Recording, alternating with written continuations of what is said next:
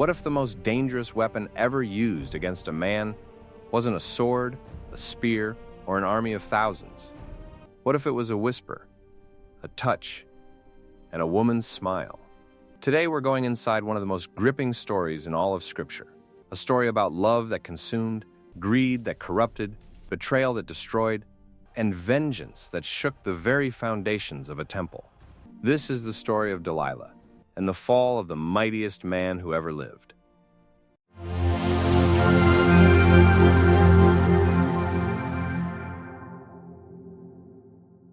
Before we get to Delilah, we have to understand who Samson was, because you cannot truly appreciate the magnitude of this betrayal without understanding exactly what was at stake.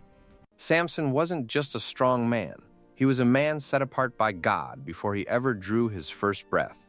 In Judges chapter 13, verses 3 through 5, an angel of the Lord appeared to Samson's mother and told her something extraordinary. The angel said, "Behold, you are barren and have not borne children, but you shall conceive and give birth to a son. Now therefore, be careful not to drink wine or strong drink, nor eat any unclean thing. For behold, you shall conceive and give birth to a son, and no razor shall come upon his head. For the boy shall be a Nazarite to God from the womb, and he shall begin to deliver Israel from the hands of the Philistines." Let that sink in. Before this man took a single step on this earth, God already had a plan for his life. His strength wasn't a genetic gift or a cosmic accident. It was a divine assignment. His hair, long and uncut, was the physical symbol of a sacred covenant between him and God. Samson was not supposed to be just a warrior. He was supposed to be a deliverer. But here's the tension that runs through Samson's entire story. God had given him extraordinary power, but Samson had ordinary human weaknesses. And the most dangerous of those weaknesses, he had a pattern of falling for the wrong women. His heart was a door he kept leaving open, and eventually, the wrong person walked through it and stayed. Now let's talk about Delilah. When we first encounter her in Judges chapter 16, the text doesn't give us a long, dramatic introduction. It's almost casual, almost understated, and that makes it even more chilling. The scripture says in Judges 16, verse 4, "After this it came about that he loved a woman in the valley of Sorek whose name was Delilah." That's it. One sentence. But tucked inside that one sentence is a word that changes everything. He loved her, not admired her, not desired her. He loved her. And that love is what the Philistines were about to weaponize against him. The lords of the Philistines came to Delilah with a proposition that would test the very definition of loyalty. 5 rulers, 5 of them, approached this woman with an offer that must have felt like a dream dipped in corruption. Each one of them promised her 1,100 pieces of silver. That's 5,500 pieces of silver total. That was an almost incomprehensible fortune in the ancient world. Think about this. In the same era, 30 pieces of silver was considered a significant payment. These men were offering Delilah enough money to live like royalty for generations. And all she had to do was find out the secret of Samson's strength. Here is the first real-life lesson this story offers us, and it's one we desperately need to hear in today's world. Greed has the power to corrupt even the most intimate relationships. In a world where social media followers are sold, where loyalty is traded for financial gain, where relationships are frequently built on what someone can provide rather than who they truly are, Delilah's decision feels uncomfortably familiar. She had a man who loved her, and instead of protecting that love, she put a price on it. The moment she agreed to the Philistines' offer, the relationship became a transaction. And no relationship can survive when one person is secretly counting the coins in their palm while the other person is pouring out their heart. So Delilah began her work. And the way she went about it is almost painful to read, because it reveals just how deeply Samson trusted her. She didn't come at him with aggression or suspicion. She came at him with intimacy, with vulnerability. She asked him plainly in Judges 16, verse 6, "Tell me, please, where your great strength is and how you may be bound to afflict you." Now, any reasonable person hearing that question from someone they're in a relationship with should raise an eyebrow. That's not exactly a casual question. But Samson played along. He told her a lie. "Bind me with 7 fresh cords that have not been dried, and I will become weak and be like any other man." Delilah did it. The Philistines were waiting in the room next door. She called out that the Philistines were upon him, and Samson snapped those cords like threads. She was caught. He caught her in the act of setting him up, and he stayed anyway. That, right there, is the kind of love that blinds you. Not the romantic, poetic kind of blind, the dangerous kind. The kind where warning signs are waving in your face, and you choose not to see them, because the feeling feels too good to walk away from. This is lesson number 2 for modern life. When someone tests your vulnerability and laughs it off as a game, that is not love. That is practice. And the next attempt will come with more sophistication and more determination. Delilah tried again. This time Samson told her that new ropes would hold him. She bound him. The Philistines came from the other room. He broke free again like the ropes were paper. A third time, Samson gave her a different answer. She wove his hair into a loom. Same result. The Philistines came, and Samson walked out like nothing had happened. 3 times. 3 deliberate attempts to destroy him. 3 times he should have walked out that door and never come back. But instead of leaving, Delilah escalated. She shifted her strategy from curiosity to emotional manipulation. And this is where the story gets really revealing, because what she used next wasn't money or power or physical force. It was tears. It was accusation. It was the weaponization of love itself.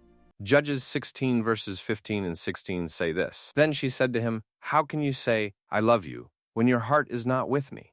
You have mocked me these 3 times, and have not told me where your great strength is." It came about when she pressed him daily with her words and urged him that his soul was vexed to death. Read that phrase again. His soul was vexed to death. She didn't break his body. She broke his mind. She wore him down day by day, question by question, accusation by accusation. She made him feel guilty for having boundaries. She made him feel like keeping a secret was the same as not loving her. She reframed his self-protection as emotional abandonment. And this is one of the most important lessons in the entire story for people living in relationships today. Manipulation dressed up as love is one of the most dangerous forces in human experience. When someone makes you feel like your boundaries are a betrayal, when someone uses your love for them as leverage against your own well-being, when someone says, "If you really loved me, you would," be very careful. Because that is not love speaking. That is strategy. Delilah didn't love Samson. She loved what Samson's secret was worth to the people who were paying her. And she used every emotional tool at her disposal to extract what she needed from him. Then the moment came. Samson finally broke. Judges 16 verses 17 and 18 say, "So he told her all that was in his heart, and said to her, 'A razor has never come on my head, for I have been a Nazirite to God from my mother's womb. If I am shaved, then my strength will leave me, and I will become weak and be like any other man.' When Delilah saw that he had told her all that was in his heart, she sent and called the lords of the Philistines, saying, 'Come up once more, for he has told me all that is in his heart.'" Notice something in that verse. Before she even made the call, she saw that he had told her all that was in his heart. She recognized it. She knew this was the real thing. And still, without hesitation, she picked up the message and sent for the people who were going to destroy him. That single action tells you everything you need to know about who Delilah was in that moment. Whatever tenderness may have existed between them, it evaporated completely the second that silver started to feel more real than love. She lulled him to sleep on her knees. She called for a man to come and shave his head. She even said, "The Philistines are upon you, Samson," for the 4th time. And Samson woke thinking he was the same man he had always been. Judges 16 verse 20 tells us, "And he awoke from his sleep and said, 'I will go out as at other times and shake myself free.' But he did not know that the Lord had departed from him." That sentence might be the most tragic in the entire book of Judges. He did not know. He had given away something sacred. He had broken the covenant. He had shared what was meant only for God with someone who was only interested in his destruction. And he stood up, not realizing he was empty. The Philistines seized him, gouged out his eyes, bound him in bronze chains, and brought him to Gaza to grind at the mill in prison. The man who had once torn a lion apart with his bare hands was now blind, chained, and humiliated. The man who had been set apart from birth to deliver an entire nation was grinding grain in a dungeon. This is where vengeance enters the story, and it comes not from rage or pride, but from prayer. Samson's enemies held a great feast to celebrate their victory over him. They brought him out to mock and entertain the crowd. The temple of Dagon was packed with thousands of Philistines, the lords of the city, all the people who had tormented Israel for decades. They called for Samson to perform before them, and there he stood, blind and broken, gripping the pillars that held the whole structure up. But something had happened in that dark prison that nobody had noticed. Judges 16 verse 22 tells us, however, the hair of his head began to grow again after it was shaved. Time, suffering, humiliation, and distance from the thing that destroyed him had allowed restoration to begin. And then Samson prayed. Not the prayer of a warrior demanding victory, the prayer of a broken man returning to his God. Judges 16 verses 28 through 30. Then Samson called to the Lord and said, O Lord God, please remember me, and please strengthen me just this time, O God, that I may at once be avenged of the Philistines for my 2 eyes. And Samson grasped the 2 middle pillars on which the house rested, and braced himself against them, the one with his right hand and the other with his left. And Samson said, Let me die with the Philistines. And he bent with all his might, so that the house fell on the lords, and all the people who were in it. So the dead whom he killed at his death were more than those whom he killed in his life. The man who was brought low by love, corrupted by deception, and destroyed by betrayal, walked into his greatest victory at his lowest moment. And the lesson there is almost impossible to overstate. In your deepest darkness, in the place where you feel most broken, most humiliated, most stripped of everything that made you feel powerful, God is not done with you. Samson's prayer wasn't sophisticated. It wasn't eloquent. It was honest and desperate and raw. And God answered it. Because even after all of Samson's failures, all his compromises, all the times he had used his gifts for personal revenge instead of divine purpose, God still heard his prayer and restored his strength for one final act. Now let's step back and look at what this story means for us today, because it would be a tragedy to take something this profound and just leave it in the ancient world. The first lesson is about the people you give your secrets to. Samson's secret wasn't just information, it was sacred. His Nazarite vow was the physical manifestation of his covenant with God. When he shared it with Delilah, he wasn't just telling a woman where his power came from. He was handing her the ability to sever his connection with God. In your life today, your sacred things are not necessarily supernatural. They might be your vulnerabilities, your dreams, your past wounds, your deepest fears.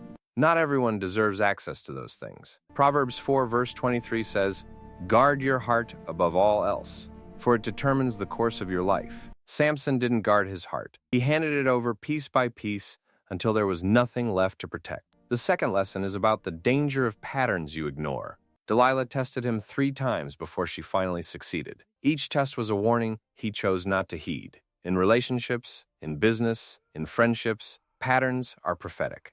If someone deceives you once and you stay, they learn that deception has no cost. If they deceive you twice and you minimize it, they learn that your tolerance is almost unlimited. By the 3rd time, they're not testing you anymore. They're exploiting you. Pay attention to patterns. They tell you who someone really is when they think love has made you compliant. The third lesson is about the seduction of comfort. Delilah's most powerful weapon wasn't her words or her questions or even her tears. It was comfort. She let him sleep on her lap. There is something about feeling safe and comfortable with someone that lowers every defense you have. And predators know this. They are patient. They invest in your comfort deliberately because they know that a comfortable person is a vulnerable person.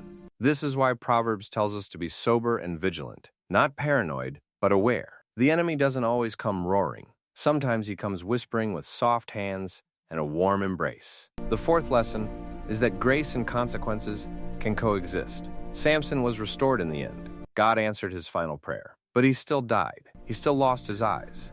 He still spent time in chains, grinding in a dungeon.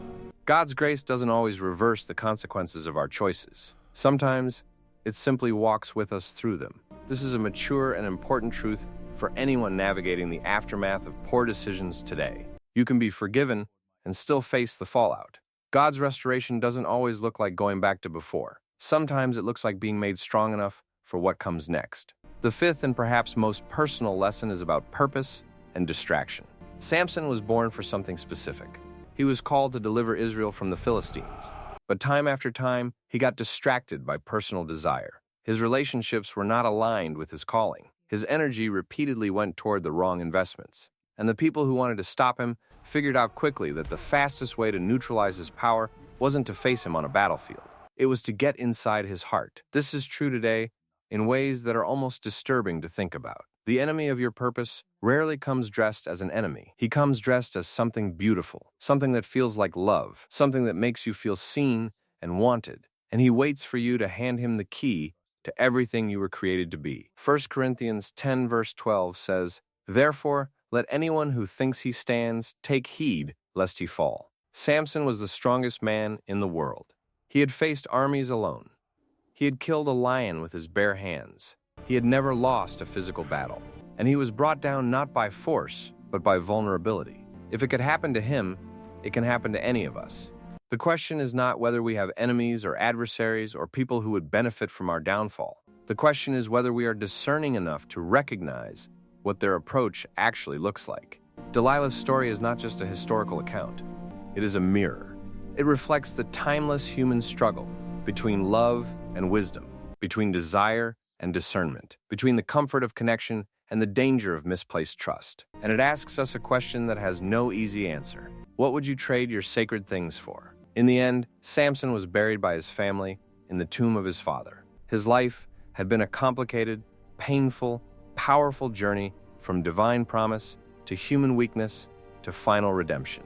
He had been used mightily by God, but he had also made choices that cost him everything.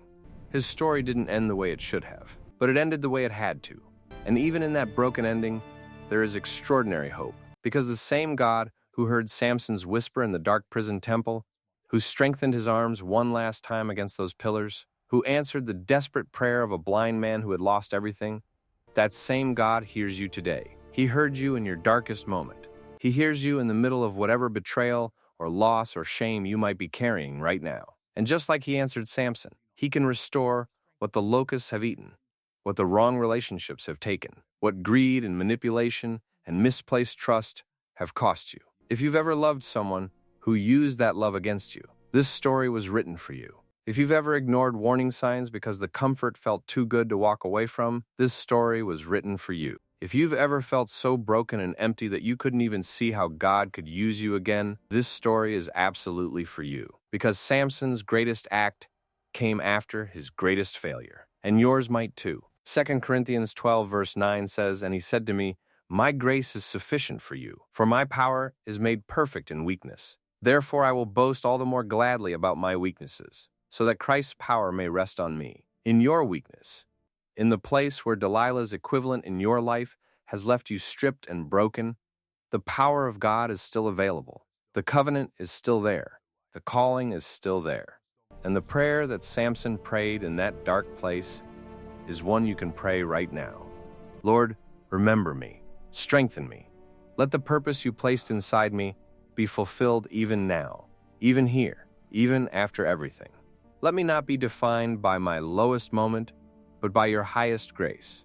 If this story moved you today, if it challenged you to look at the relationships in your life differently, to guard what is sacred, to recognize manipulation before it costs you everything, share this with someone who needs to hear it. Because somewhere out there, someone is sitting on Delilah's lap and they don't know it yet. And this story might be the warning that changes everything for them.